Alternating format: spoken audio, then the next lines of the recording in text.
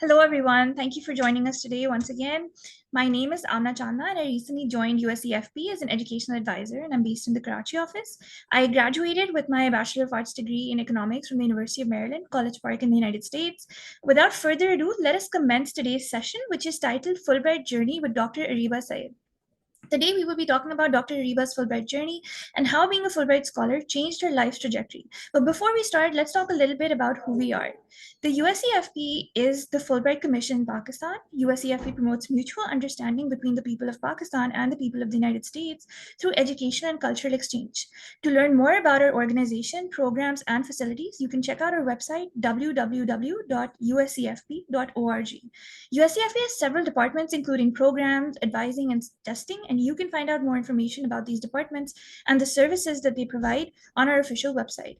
About our speaker, Dr. Areba has an undergraduate and master's degree from NED University in Karachi, and she pursued her PhD in land and water resources from Iowa State University. Dr. Areba was part of the 2017 Fulbright cohort and has recently joined NED University as an assistant professor after returning to Pakistan. Now, I would like to officially hand over the session to Dr. Areba so that she can tell us about her Fulbright journey and how it helped shape the person that she is today. Also, I just wanted to put out a quick note. Please type your questions in the Q&A box available, and Dr. Areba will be taking them at the end of the session. Over to you, Dr. Areba. Thank you. Thank you, Amna. Well, what a blast. My Fulbright journey. Things that I never expected would happen to me happened, and my wildest dreams became true, both in terms of personal growth as well as professional growth. My undergrad was basically in urban and infrastructure engineering. And then I did my master's in water resources management from NED University, both from NED University. And then I joined NED University as a research assistant in 2013. This was while I was also doing my master's. After my master's, since I had already taken the path of being in academics, and I could see around me that if you want to pursue your career further in academics, you have to do a PhD. And then, so there was have to do was the baseline condition for pursuing a PhD. And the second thing was, now, okay, fine. I decided I have to do a PhD, but from where? Because either I could have done a PhD from Pakistan as well, or I could have gone to any other country. But personally, this was also one of my questions I was asked during my interview for Fulbright, that why USA? So based on my mentor was also a Fulbrighter, my master's major advisor and my mentor. Based on whatever in education or whatever information I got from him, United States definitely has one of the best education systems. And the opportunities available in the United States are like numerous and uncountable. So that was one of the factors, or one of the reasons why I wanted to pursue my PhD from the US. And then when you want to pursue your PhD from the US, your first choice is looking up for assistantships or looking for scholarships. So of course, Fulbright is the biggest name that came. That was my first idea that came to my mind. And so it was me and a friend of mine, we both had a specialization in water resources. So we both filled up our applications for Fulbright simultaneously. We helped each other with things that one person didn't understand, or one person reminded the other one regarding the deadlines and everything. And very surprisingly, I cannot forget that day. I was on my way from work back home. It was around 5 p.m. and I got this call. And then they say that we're from Education USA and you've been shortlisted. I was like, okay, if I'm even shortlisted for an interview, I think I achieved my dream. That's the level that I was thinking. Anyways, so they told me that I've been shortlisted for the interview. I went for the interview. I'll go into the details of the interview questions in a while. So my experience in the interview was also really good. Again, it's always nerve-wracking, and doesn't matter how much you've prepared for it, you always feel that you haven't prepared enough, and you don't even know. It's like, what really should I prepare for? It's like, but some people say, some of the more experienced people told me that just be yourself and just keep your idea of why you want to pursue a PhD in water resources and why US, and then just go in with that and you'll do fine. That's what I did. So one of the things that you should remember if you reach the point of getting selected for an interview is that just be honest about what you want to achieve. And a lot of times I've noticed students getting really anxious about applying to the Fulbright because they feel that they haven't done enough research already in the field that they want to pursue. But what I've noticed is that even universities in the US or the professors in the US or the Fulbright program is actually looking for candidates that can aim high, that have a broader vision, and they know what they want to achieve. It's okay if they haven't already achieved a lot by that point. So I realized this when I was selected for Fulbright, because I used to feel that I don't have enough experience to be selected for it. But it's not basically a job that you're getting selected for. It's a scholarship program, and you're going into a program to refine your skills. So having a vision and knowing what you want to achieve is more important. One of the things that I would like to mention is that during the process of completing my the form or the application, basically, one of the things that I had to invest most amount of time was writing my statement of purpose, because statement of purpose and both personal statement, I would say this is something that should take most of your time, because you write it once and sometimes you don't know what to write. So you just put words, key points, keywords in there, and then you try to put that into sentences. And well, my time was way before AI, so we did not use AI for writing our essays.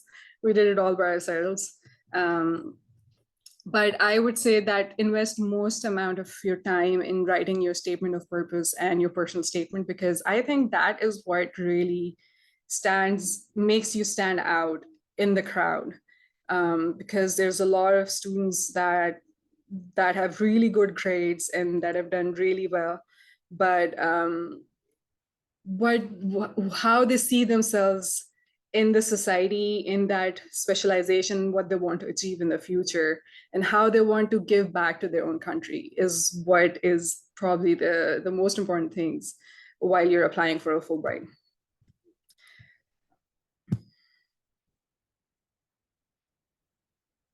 So this is very early on. This is probably my first month when I was in the US. Made a lot of friends. And so one of the important things is everyone in the picture over here, in the top left picture, is a Fulbrighter.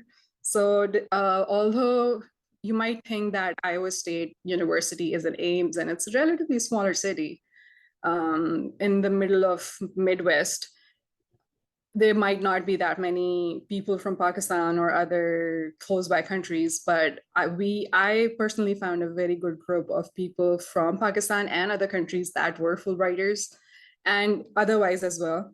And they were all very supportive, and we learned a lot from one another.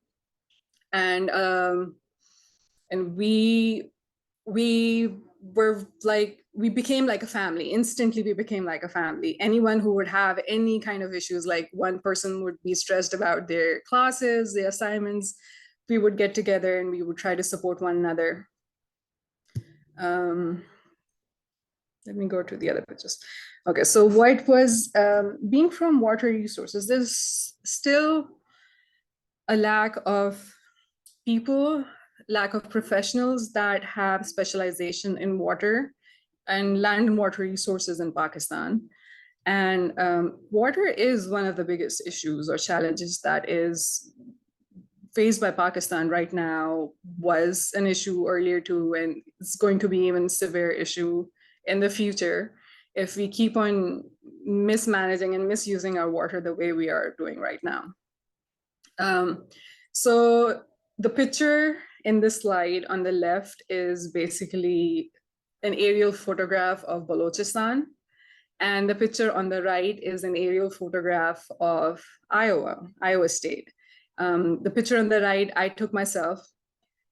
And the picture on the left, a friend of mine who was also working in water resources took while she was traveling from Quetta back to Karachi. I just looking at the picture at the left is like, I have a feeling that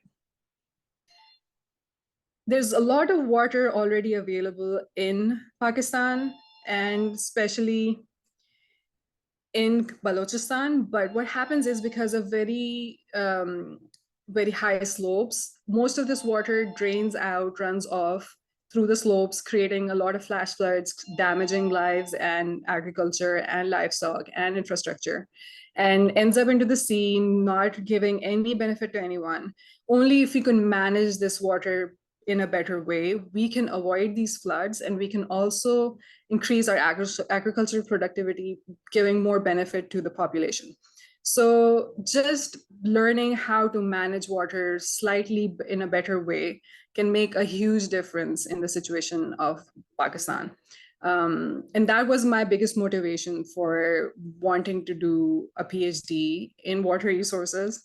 And that's the lens that I used throughout my PhD program. So my research in Iowa State was pretty different from what my original perspective on water resources was.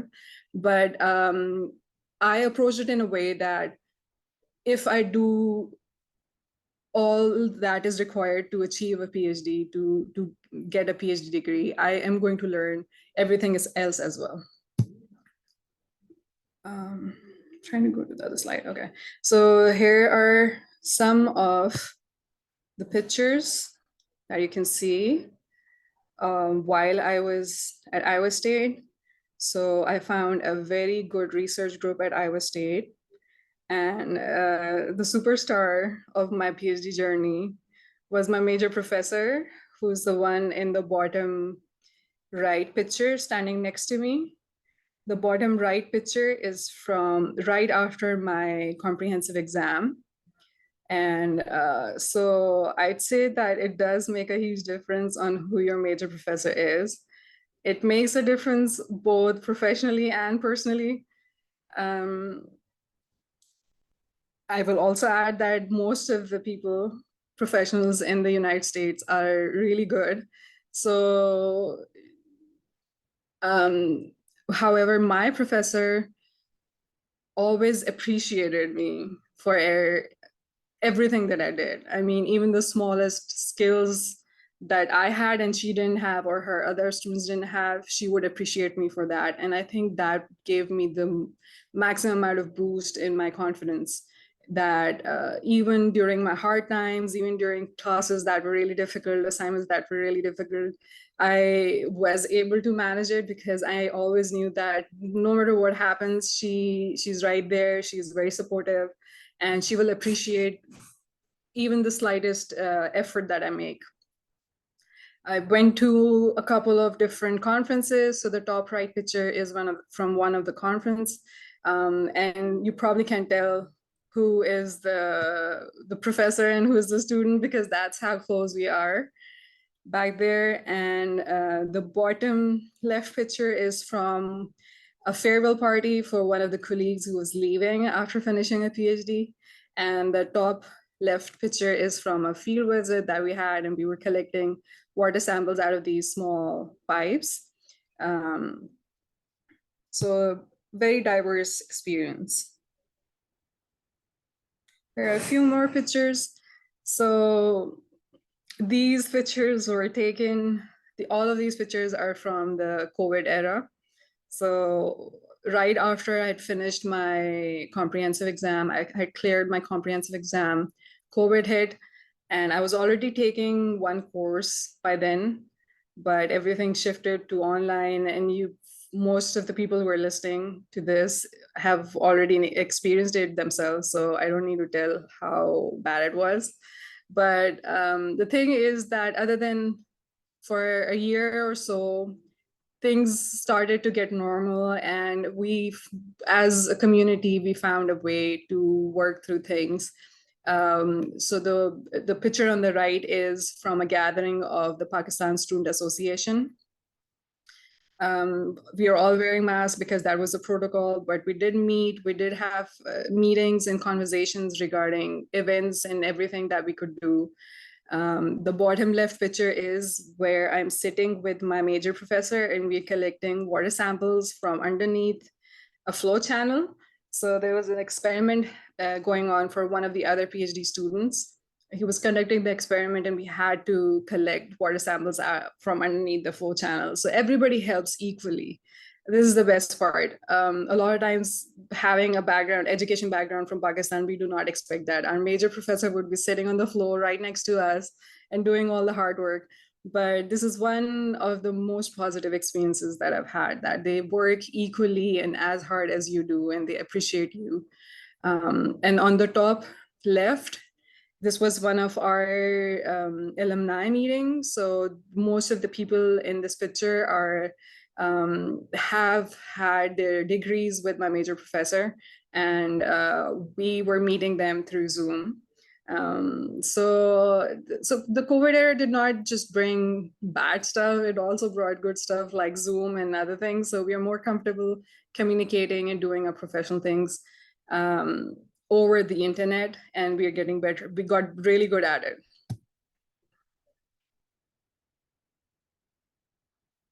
A few more pictures. So it does get really cold in Iowa.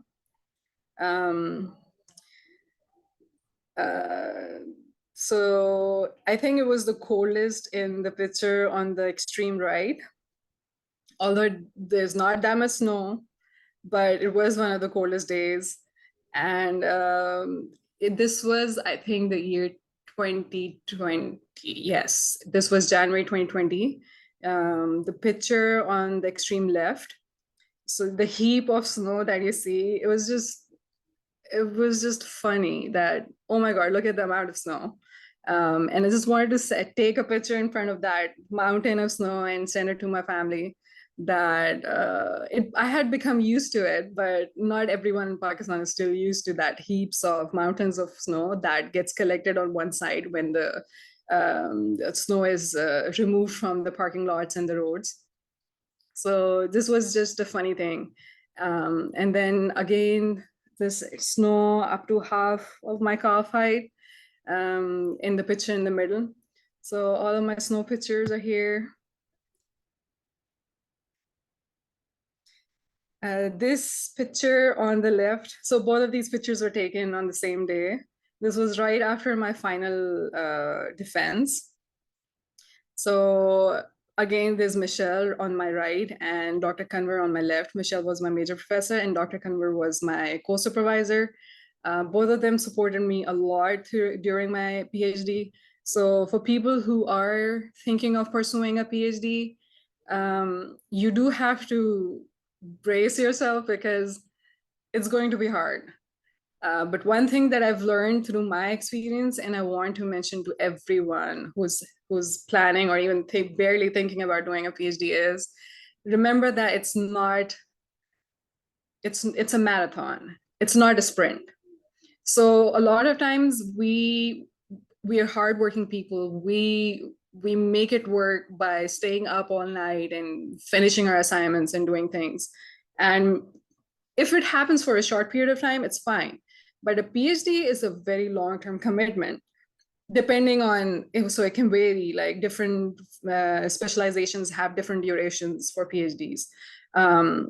But even then, the minimum amount of time, even if it takes you 3 years, it's still a marathon. And you have to find a support system. You have to learn how to manage life, how to balance out life and work and studies.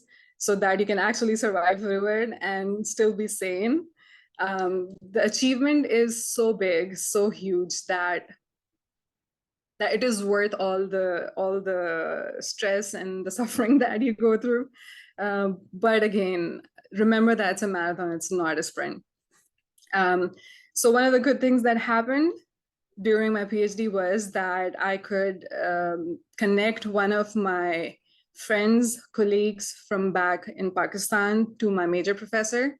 My major professor was looking to hire someone for a new project that she had received or was granted right around the time when I was finishing my PhD.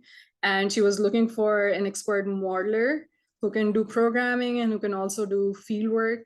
And when I talked to her about it, it just clicked. One of my colleagues is really good at all of the things that she was looking forward to.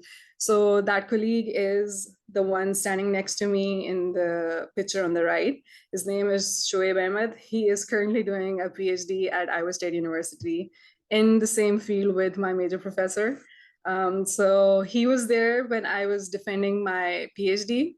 So I successfully defended my PhD, and then I took some pictures with him too. So it was a really, really good memory for me. I'm really glad that somebody else right after me could continue in the same department. So we're kind of making a history. There's like a little part of me still over there.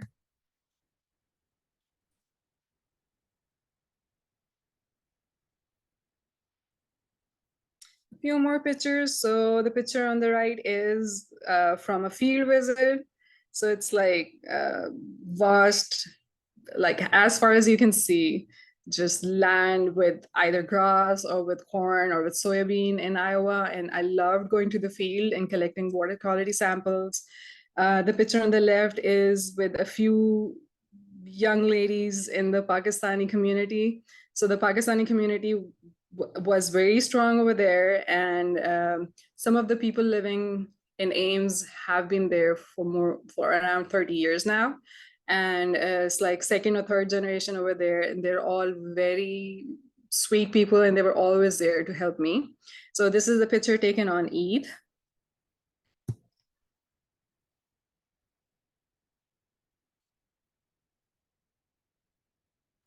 A few more experiences. So on the top right, I am standing next to the Iowa State University slab. And then the bottom right, I'm standing next to a Sai. So Iowa State University identifies itself with the bird cyclone. And this is a monument of cyclone. And this monument was placed inside the mall. So it's all fancy. And by chance, I was wearing a t-shirt that said knowledge is power. So I was like, this is the perfect time to take a picture with Sai. The picture in the middle is one of the best experiences that I ever had. So there's a lot of biodiversity and a lot of different kind of animals and critters in Iowa. This was during COVID as well. So of course we were locked inside the house, and I had started putting food out for birds. And looking at that food, some of the squirrels also started coming over. And this was this one really brave squirrel.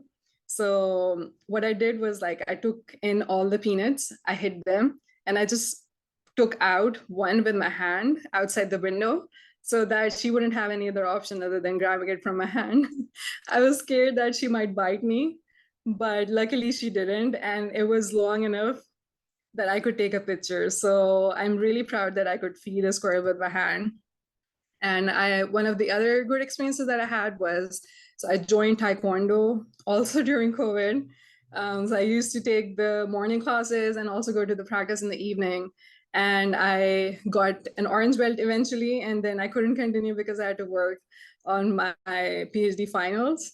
But that was also a very good experience because learning martial arts was one of my objectives in life. Is like, this is something that I want to learn. And I think being in the US and having that liberty from Fulbright, as well as my major professor, that you can explore whatever different kind of fields or extracurricular activities you want, you can do. So I did Taekwondo, and I did get very strong and learned a lot of techniques. I could also break a board with my foot as well as my elbow. So those were a few proud moments as well. That's it from my side. Great. Thank you so much, Dr. Areba, for sharing that. It's truly enlightening to find out about, the entire Fulbright journey from somebody who's actually been through it themselves. And this is a very unique and wonderful opportunity for our audience to get to know more about it from the insider's perspective. Keeping that in mind, we have some questions here. So one of the questions is from somebody who also shares a passion for agriculture in our chat box. And they're asking which universities have the best agriculture programs. I would also like to add to that by asking you, how did you choose this? What made you decide upon this particular major? So a little bit about that would be great. Okay, so I did explain a little bit about why water.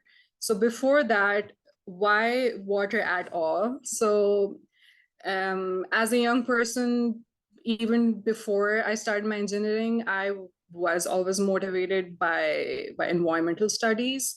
Like I was always interested in environmental studies. And then during my undergrad, I found a really good teacher who taught us water resources. So water, land, and air, all three are included in environmental studies. So found one good teacher in water resources, ended up being a master's student with him. So that led me towards water resources. And why agriculture and biosystems? So I had a choice of selecting water specialization from either agriculture and bioresources or from civil engineering department. And water specialization is also being offered from other departments such as geology, meteorology, and others. But the work that is being done at Ag and Biosystems Engineering is slightly more advanced. And that's probably one of the reasons. And there were a few different professors.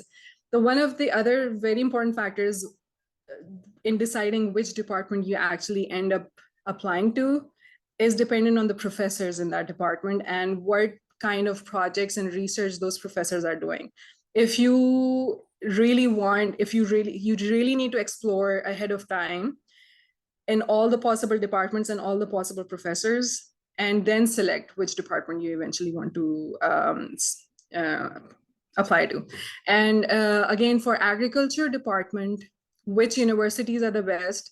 Fortunately, agriculture engineering department at Iowa State either stands at number 1 or number 2 most of the time in the US. That was not the real reason why I wanted to go to Iowa State, but fortunately that's true. So if you are interested in agriculture engineering, I wouldn't say that you should not apply to Iowa State. That's amazing. It's great to know that.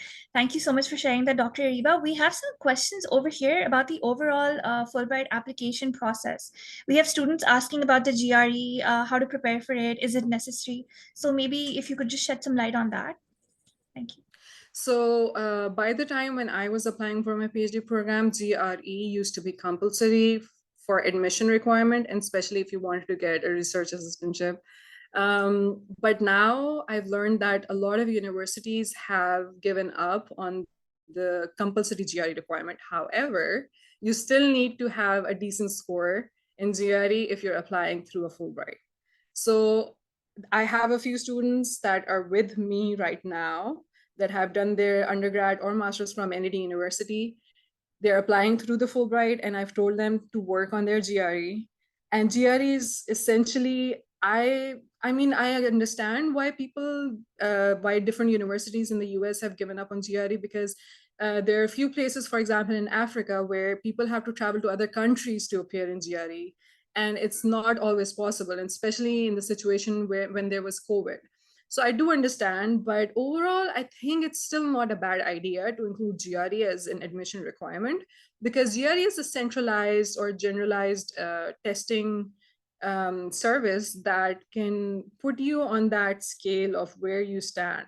And I personally think that giving a GRE exam and preparing for it made me really sharp. So by the time I was in the US, my skills, my mathematics, my logic was refined a lot more, and I could do better in my PhD program because of that.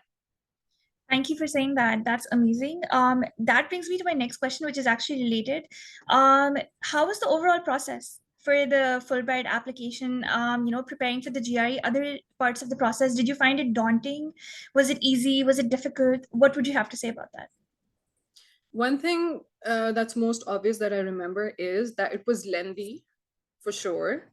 But I think going through the application process made me a better professional. That's what I would say. That I became more responsible. So I had to complete all these different sections, and I had to be very careful, and I had to be almost perfect while completing all of these sections. So it just makes you a better person.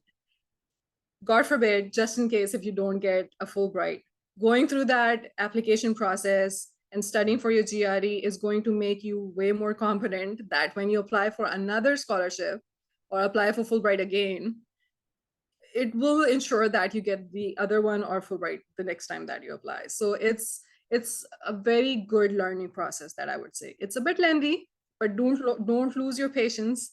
Just be sure that you're completing everything on time. So the timeline is very important, and start way ahead of time. So you need a lot of time to complete all the requirements. That's some great advice for the students. Thank you, Dr. Reba. I have another question for you. We have a student asking about the SOP. So, what are some things that you find are really important to mention in the SOP? Is there any particular topic that you specifically focused on throughout the statement of purpose? And what suggestions would you have overall, for writing the best version of the statement of purpose possible? For the statement of purpose, um, how whatever field that you're trying to pursue, how did you get to that point of becoming obsessed with that field? Why do you think it is important, not just for yourself but also for your community? So as you all know, or for whoever who doesn't know, that Fulbright is basically a cultural exchange program, and you are an ambassador of Pakistan in the US, and when you study in US and go back to Pakistan, you're an ambassador of the US back home, and you're also supposed to serve your country with the skills that you learn in the US. So the statement of purpose is not just for your professional achievement that you want to gain after certain years, but it's also how you think that that field of studies, once you get the skills, would be a good addition to the country. So other than that, what led throughout your educational life towards your obsession with that field of studies, and what do you think are the important things that are missing in that field of study within your country or even internationally? Two of the more important things in SOP. And the third one is where do you want to see yourself, both professionally and personally, when you get back to your country, and how can you serve your country? So these are I think, a few things that should be definitely included in your statement of purpose, and they should be very clear. These things should be very clear. Thank you, Dr. Reba. That was really helpful. The next question that I would like to ask you was, oops, sorry, we changed our slides. One second. Right. The next question that I would like to ask you would be, there are students over here who are asking, my major is agricultural entomology, and I've conducted my research on fruit flies biological control and comparing with chemical control by the use of nanoparticles. Can I pursue this for my higher studies? Would it be suitable in the United States or not? That's a very technical question. That's a very technical question, and it's out of my scope of Right. specialization. But I know someone who got a Fulbright for a master's program in microbiology, and she was also doing something with flies.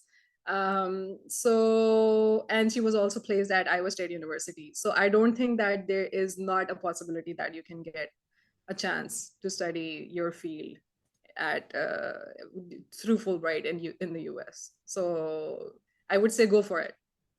That's great. Thank you. It's so cool that you actually know somebody who's doing this at Iowa State. That's amazing. Such a small world. Okay, there's another person who's asking about research. So this is another question that we get a lot. Is it important to be published? Is it a necessity? And also the student is saying they want to pursue a PhD in a particular research area of sensing and precision agriculture.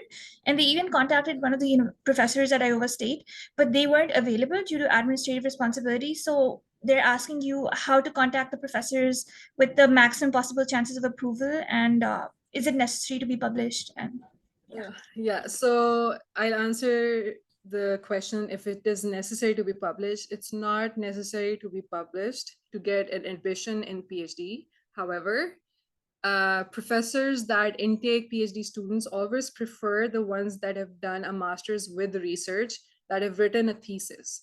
So that they can at least sit back and relax that, okay, this person already knows how to do basic research and how to write. So this is the only reason why they want you to have some research background. Otherwise, they don't expect you to have publications in high impact journals even before you start your PhD. Coming to the question that how to contact professors, I got this question recently from another student who is at NAD and who's applying to different universities in the United States. So the first thing is that you write them an email, and that email should have certain things in it. So one of the things is you have to be very specific to the research of that professor. You have to study the professor very well before you contact them, because that's the only way. I mean, they all have so much work and so much stuff going on. They get hundreds of email every single day, and the senior they get, it's even harder for them to keep track, and they do not have personal assistants other than the chairperson of the department. So they do not have personal assistants helping them with sorting out the emails or prioritizing them.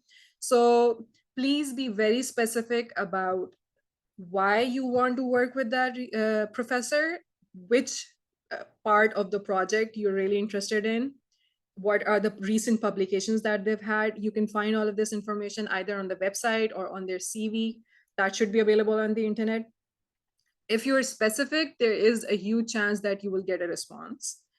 If you get a response, that is a win-win situation. I mean, if they're excusing that they cannot be a major professor because of some other responsibilities, maybe you can ask the same person if they can direct you to another professor who can be your major professor. So if they're responding you, they're sincere, they would guide you through the maximum possible guidance that they can give you. So other than that, one other thing that you can do is, if you know anyone who is a graduate student, you can also contact graduate students at certain departments that are working with that professor. So because graduate students have relatively less responsibilities, of course, compared to the professors, they might help you connect with the professor as well. But again, getting a random email from someone, you have to actually make that email look worth their time, that if they read that email and respond to it, if they spend their time on it, what are they getting out of it? It should be very specific. So study the person and then try to contact them with a reference to their recent work or ongoing work. Makes sense. So I'm just going to reiterate what Dr. Areba was saying. It's really important to conduct your research, everyone. It's so important to know what your professors are researching on, and just the more you know, the better poised you will be to be able to secure their assistance. That being said, we actually happen to have a Fulbrighter in the audience, and they're saying that they're pursuing their PhD in fall 2024. Their placement plan has also got Iowa State University in it, and their major is dairy sciences. So can you please tell a little bit about the Animal Sciences Department of Iowa State University? The only thing that I know about animal sciences is that it's one of the best. At Iowa State, it's one of the best. And I always wanted to visit them because they also have a veterinarian clinic over there, and I love animals, but I couldn't. But I think you are really fortunate, other than the really cold weather over there. You will have a very good experience, and you're going to learn a lot, and you're going to come back with a lot of good experience. That's great. Thank you. I have a question for you, Dr. Reba. Did you have any goals in mind or any specific, ideas in mind, any vision before leaving for the United States that you wanted to make sure you achieved while you were there? If you could just share a little bit about that. The biggest goal was to be able to finish my PhD. Right. That alone, that alone takes up all the energy and time that you have. Of course. So one other thing that I would want all of the future students to focus on is, so one thing is, so the major professors over there are very supportive in terms of providing you with funding to go to conferences and present your work. So sometimes you would be presenting some research that you've done yourself, or they can also give you an opportunity of presenting something that somebody else did, but you have an option or a choice to be the person at a conference and present it, because that experience gives you a lot of exposure. Attending international conferences, especially the ones being held in the United States, give you a lot of good experience and networking as well. So you can make really good contacts that can help you not just while you're doing your PhD, but even when you come back, you can communicate with them and you can stay in touch and do some research, collaborative research with them.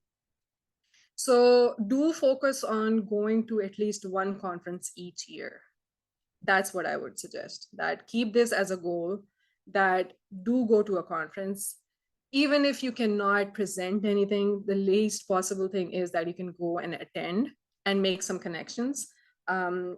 Your major professor will support you most of the time, and even Fulbright supports for at least attending one conference each year to the PhD students, at least. That's what I know. So you can even avail that opportunity, because see, why would Fulbright support that once a year conference participation if it was not important for your professional growth? So I would definitely say that you should avail that and make that a goal for you during your studies. That's amazing. That's really great. That's great advice. My next question would be about the academics. So a PhD is a very academically rigorous program. It's a huge commitment, like you said. And generally, was there any difference that you felt when you went there academically, from the system in Pakistan versus the system in the United States? What was the biggest change that you thought, you felt once you were there, and how did you address that change? Um,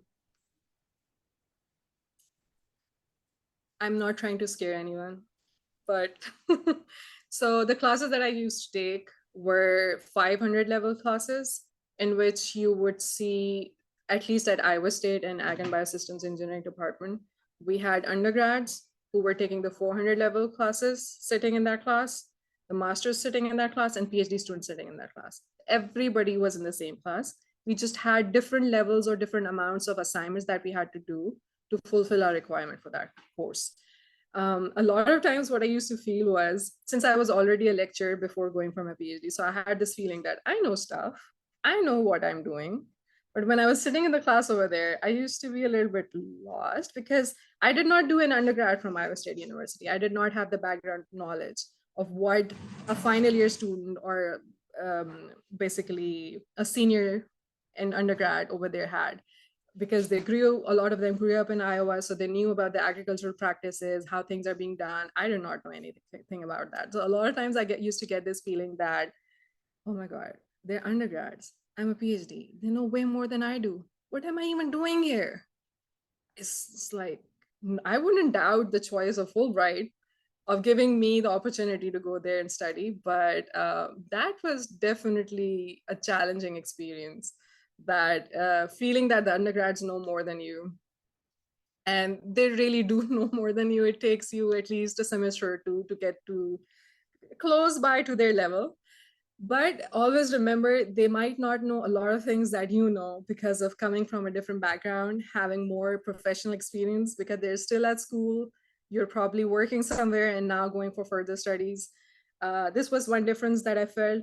The other thing was the education system in Pakistan is rigorous, but not as rigorous. So what I heard from most of the people who were settled in the US and their kids are going to high school, that their high school education is a lot less challenging compared to the high school education in Pakistan, but their college education, their undergrad, is way more difficult compared to what it is in Pakistan. So it's the opposite.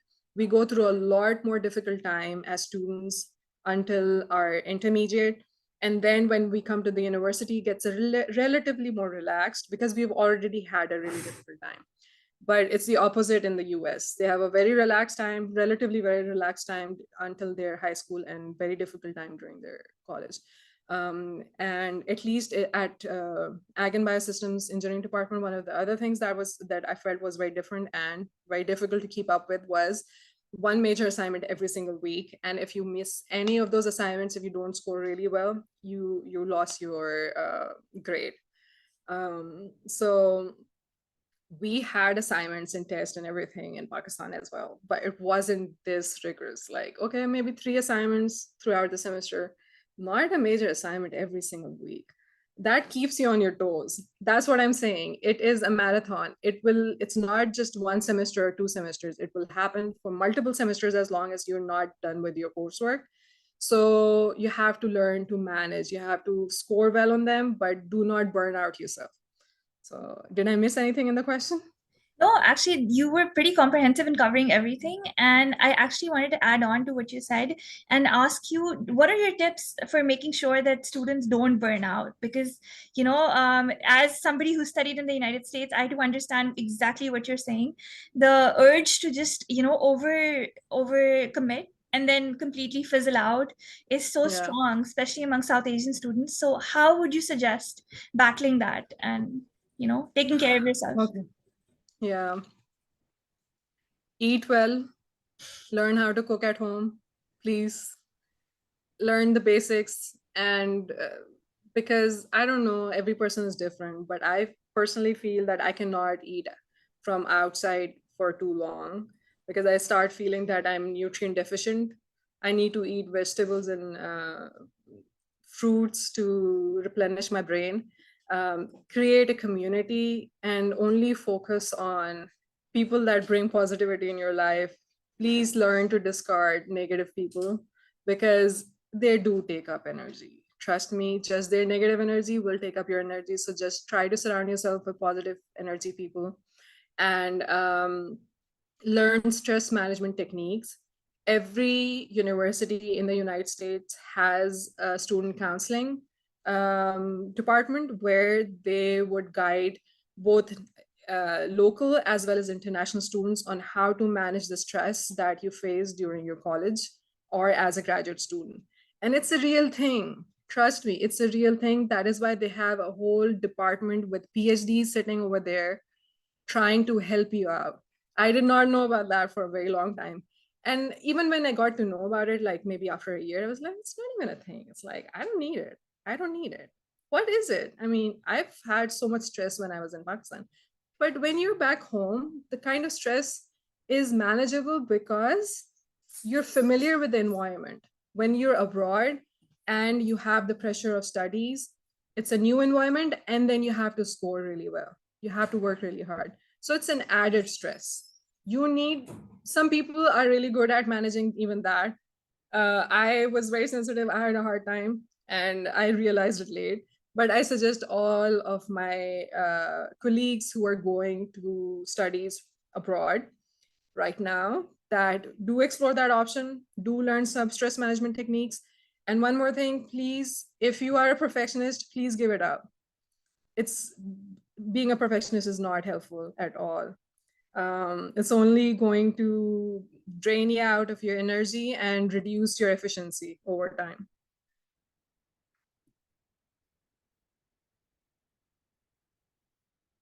Sorry, yeah, that's actually a really good answer. Thank you so much for saying that.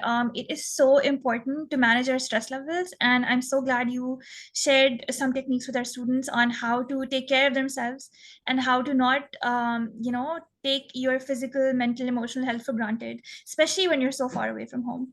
That being said, I actually have a very common question in the chat box, which is there any age limit for PhD in the United States? No. Yeah, exactly. But I wanted it to come from you.